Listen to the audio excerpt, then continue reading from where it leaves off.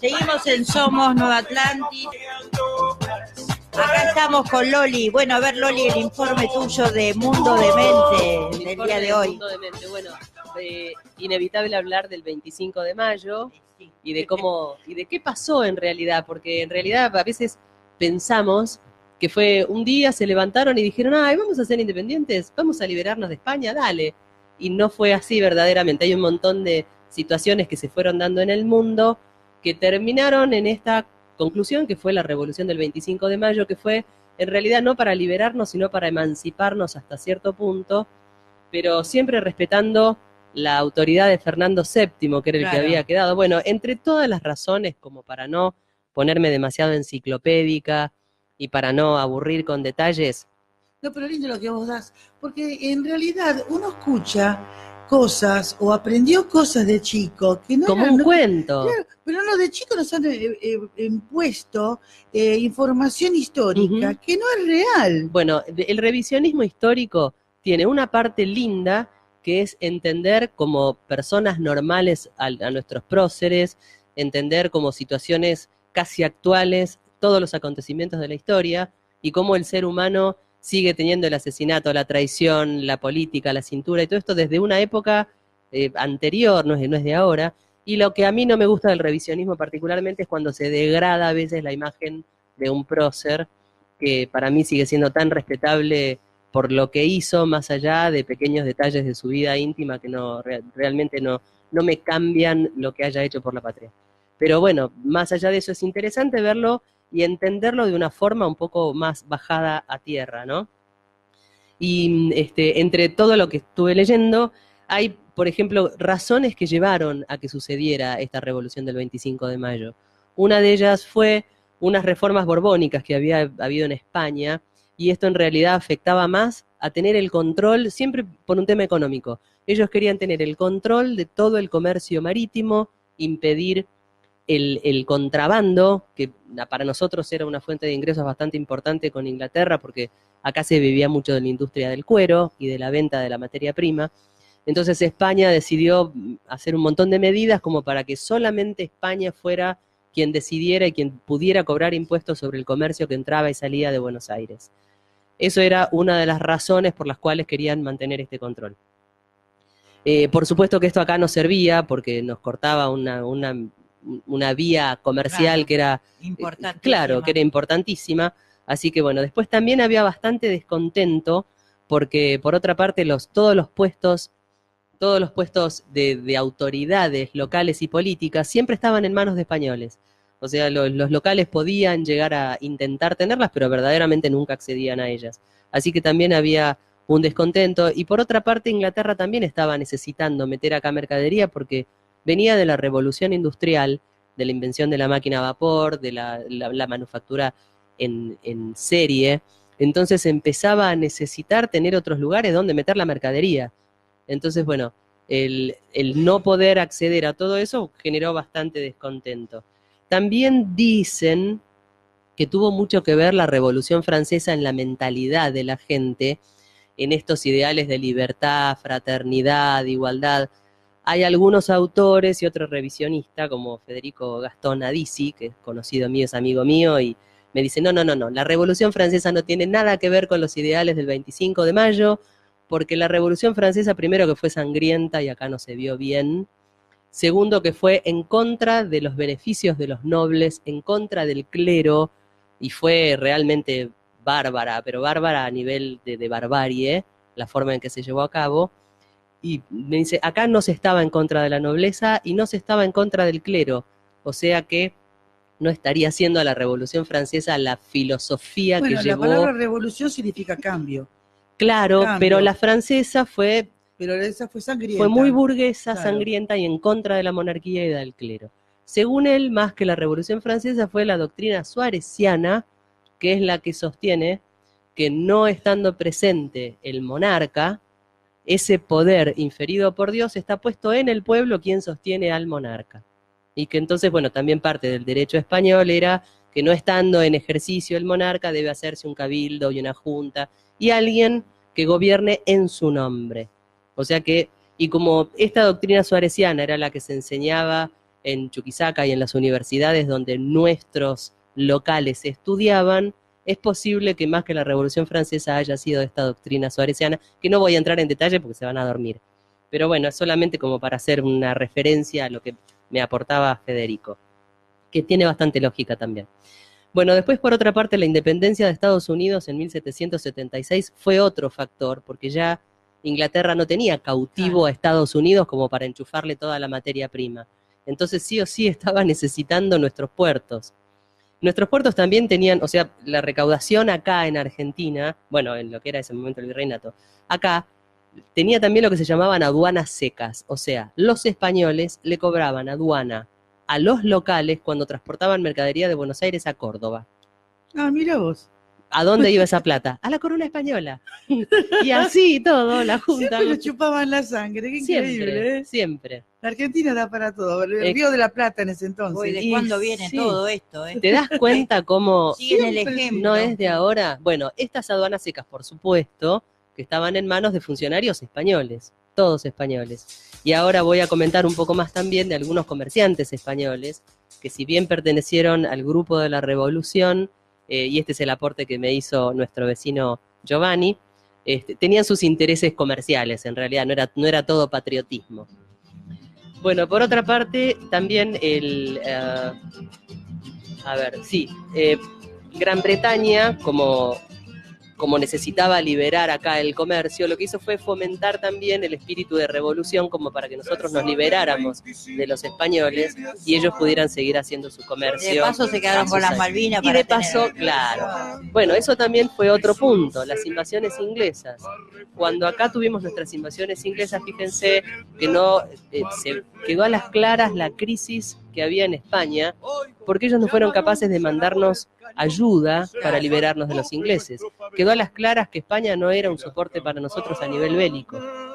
Entonces acá los locales, las familias patricias, tuvieron que ofrecer a sus hombres, al regimiento de patricios que creó Liniers, y que comandó Saavedra, como para defendernos, para la defensa, en 1806 y 1807. O sea que llegado 1810, de hacía 4 años que sabíamos que de España no podíamos O sea que en defender. realidad los regimientos de Patricio sería el primer regimiento patrio. Exacto, Primero. exactamente, tal cual. Entonces nos quedaba claro dos cosas. Una, que España no nos podía mandar un gran apoyo bélico, y otro, que nosotros nos podíamos organizar si queríamos, y que podíamos armar milicias, y que eran efectivas. Entonces ya había una conciencia ahí de que podíamos. Entonces eso también contribuyó. Bueno, ese fue el aporte de las invasiones inglesas. Por otro lado, ¿qué otras razones? Bueno, lo que más desencadenó acá la revolución fue la caída de una junta que estaba en Sevilla y que por invasión de Napoleón se tuvo que ir a Cádiz. Esta junta lo que hacía era gobernar en nombre de Fernando VII, porque Napoleón había tomado, después de Francia, había tomado España y lo había sacado. Bueno, había 2 reyes, no voy a entrar en detalle, con Carlos y el hijo, abdicó en nombre de Fernando VII. A Fernando VII, que era el que era rey en ese momento, lo metió preso y puso como rey de España a José Bonaparte, que ya lo comenté la vez pasada, que le decían Pepe Botella, hermano de Napoleón, pero no porque fuera alcohólico, sino porque la primera medida que tomó siendo rey fue liberar los impuestos sobre las bebidas alcohólicas. Y sin embargo dicen que él no era alcohólico. Este José Bonaparte no estaba reconocido como un rey. Entonces, primero, acá se desentendían de José Bonaparte porque no lo reconocían como rey, y la junta se nombró en nombre de Fernando VII. Fernando VII preso ya no tenía autoridad, lo que tenía autoridad esta junta de Sevilla mudada a Cádiz.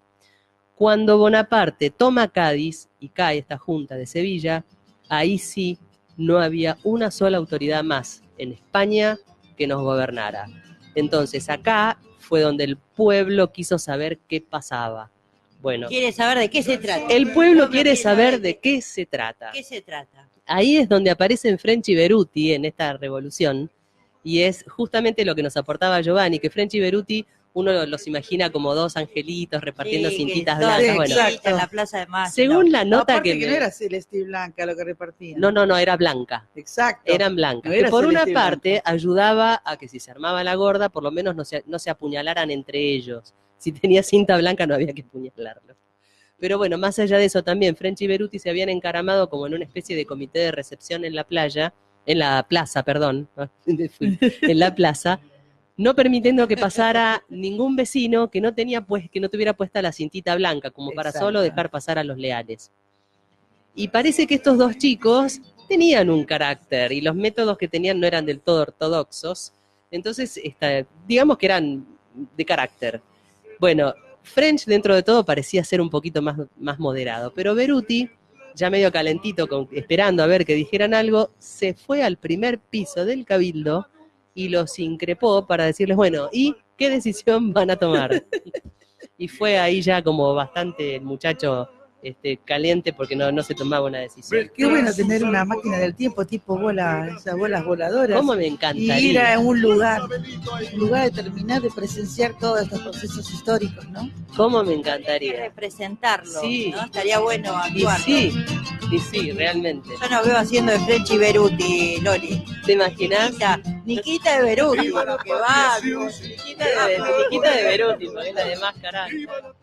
Bueno, finalmente, después de comentando también un poquito más sobre la nota que me mandó Giovanni, me comentaba que Mateu y Larrea eran dos comerciantes españoles. En esa época había venido una gran oleada de españoles, justamente amparados por todas las medidas borbónicas que daban este proteccionismo absoluto al comercio con España. Los comerciantes españoles acá tenían todas las de ganar. Entonces, bueno, entre ellos Mateu y Larrea eran dos comerciantes españoles que estaban en la Junta por sus propios intereses comerciales. Para resguardarlo. Exactamente. Bueno, después, por supuesto, hubo una junta el día 24 donde proponían a Cisneros. El que se encargó de que eso no se llevara a cabo fue Beruti, que fue ahí a armar de pelotingui. Y bueno, este artículo los tilda como los primeros matones que hubo. Yo no quisiera llamarlos matones por una cuestión de respeto. De carácter, personas de pero carácter. Se ve que eran sí. estos muchachos lobistas fuertes que, digamos que sugerían, tenían como una oratoria bastante penetrante en la gente y dejaban las cosas en su lugar. Qué mentira Así esto que- de la escarapela, que era blanca y celeste entonces. ¿El Bueno, celeste qué? Es que no era la escarapela fue blanca y celeste y se creó antes de la bandera. La escarapela sí fue blanca y celeste, blanca y azul celeste, no celeste. El celeste era el color unitario, entonces Mitre, que era unitario, cada vez que habla de los colores patrios habla del celeste, pero era azul celeste. Lo que se repartió en la plaza el 25 de mayo fueron cintitas blancas. Algunos dicen que eran rojas en nombre porque era el color realista. Otros dicen que eran solo celestes porque era el color de la bandera de la Casa de Borbón, pero la mayoría de la gente coincide en que eran blancas como un símbolo de unión entre los españoles y nosotros, pero bueno, sí muchos coinciden en que eran blancas. Y lo del blanco y celeste viene un poco del regimiento de patricios. El regimiento de patricios usaba un distintivo blanco y celeste y se supone que viene de la casa del consulado de España acá en Argentina. El consulado de España tenía en la puerta un escudo que era de la Armada, que era celeste, la parte del cielo era celeste y la parte de abajo era plateada. Mira, Sí. te cuento que se nos unieron Adriana Gioacchini, Marconi y Susana, Eduardo Pellegrino, Hola. Leonardo Julián Albornoz, Germán Cortese, que dice el celeste era el color de los Borbones. Claro, de la Casa de los Borbones, por supuesto. Sí, sí, sí. ¿Ves cómo Ese es participan? muy bien Muy ahí, bien, Germán. muy bien, 10 para Se Germán sacó un Cortés, gracias. Excelente. Sí, era el color de la Casa de los Borbones a la que pertenecía Fernando VII. Y además, claro, por eso también se supone que la bandera, bueno, que la escarapela puede haber tenido que ver con ese color. En el caso de los patricios, este escudo que estaba en la puerta del consulado español tenía arriba el color celeste y abajo había quedado blanco porque antes había sido plateado, pero después se ve que se fue deteriorando y quedó blanco. Allá trabajaba Belgrano en el consulado español, entonces se supone que puede haberse inspirado también en eso. Pero bueno, del Porque origen según dicen que Belgrano se inspiró en el cielo. Sí, en la el verdad que habla cara cielo, pagada. en el manto de la Virgen de Luján. También en el manto de la Virgen en de la- Luján, sí, exacto. hay muchas cosas en las cuales, pero de ninguna de las versiones El es pueblo la quiere cierta. saber de qué se trata. Sí. ¿Qué pasó? Y yo tampoco quiero ser muy categórica con lo que estoy diciendo. Lo que estoy diciendo es lo que encuentro de Sí, información. obvio. porque Como todo, no todo. quiero decir esto fue así, ni esto fue así. Yo digo lo que los autores escribieron, y bueno, espero que les haya interesado todo el Sí, porque contexto. tenés una forma de contar la historia desde otro punto, Gracias. como más resumido, más concreto, más con ejemplos, Bueno, ¿no? Y más reales, Es que pareciera. por ahí uno no tiene la capacidad de recordar un montón de números, fechas y cosas que se hacen tediosas, y Sí. por ahí lo lindo es saber por qué pasó lo que pasó. No fue que un día nos rebelamos y dijimos no queremos saber más Exacto. nada. De hecho, esa junta gobernó en nombre de Fernando VII. Así que no fue una cuestión de independencia en ese momento, fue una cuestión de emancipación, Claro. de querer ser nosotros una organización política y de poder nosotros hacernos cargo de nuestro comercio, de nuestra recaudación Ahora tributaria. pregunto, ¿habrá sido mejor o peor habernos liberado? ¿Qué sé yo? Mira, no sé. ¿Cómo estamos? ¿Eh? ¿Qué habrá sé yo? sido? No sé. Yo parte me Nos siento queda la culpable duda. porque en 1806 en la defensa de Buenos Aires había un tercio de gallegos que, o sea, era de todas las familias de acá. El tercio de gallegos lo armó el abuelo de mi tatarabuelo, que se llamaba Juan Sánchez de Boado, gallego él. Sí. Y él formó el tercio de gallegos, así que me siento responsable. No, pero uno no sabe qué fue mejor, porque una Argentina quebrada, como está quebrada, con Sí. todo lo rica que es, algo pasó. Y bueno, pero las miserias En todos estos humanas años, existen desde exacto. esa época, como ya verás. Como ya ves. Así que, bueno, me va a quedar un montón de razones para dar, que seguramente los oyentes van a decir, ay, te olvidaste de decir que, te faltó decir que, pero tampoco los quiero aburrir con este tema. No, no, es muy ameno, muy Bueno, entretenido. me el alegro. tema. Entre paréntesis, ¿vieron que se casó Harry, el príncipe? Sí.